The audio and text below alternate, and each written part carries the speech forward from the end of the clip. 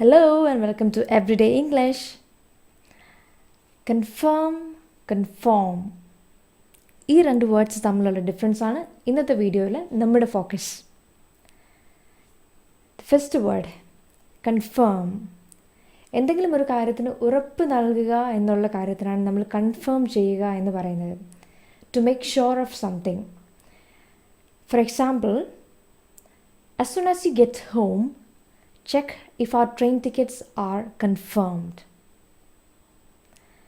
വീട്ടിലെത്തിയാലുടനെ നമ്മൾ ബുക്ക് ചെയ്ത train ticket confirm ആണോ എന്ന് നോക്കുക. It has already been confirmed that tomorrow is a holiday. നാളെ ഹോളിഡേ ആണ് എന്ന് ഓൾറെഡി കൺഫേം ചെയ്ത് കഴിഞ്ഞു. ഓക്കെ, ഇനി അതിൽ ഡിസ്പ്യൂട്ട് ഒന്നും ഇല്ല. Moving on to the next word, it is conform. Confirm ചെയ്യുക എന്ന് പറഞ്ഞു കഴിഞ്ഞാൽ ടു ഫോളോ സംതിങ്, എന്തിനെങ്കിലും ഫോളോ ചെയ്യുക, ഒബേ ചെയ്യുക, എന്തെങ്കിലും റൂൾസൊക്കെ സെറ്റ് ചെയ്തിട്ടുള്ള റൂൾസിനെയൊക്കെ ഫോളോ ചെയ്യുക, ഒബേ ചെയ്യുക എന്നൊക്കെയുള്ള മീനിങ് ആണ് കൺഫോമിനുള്ളത്.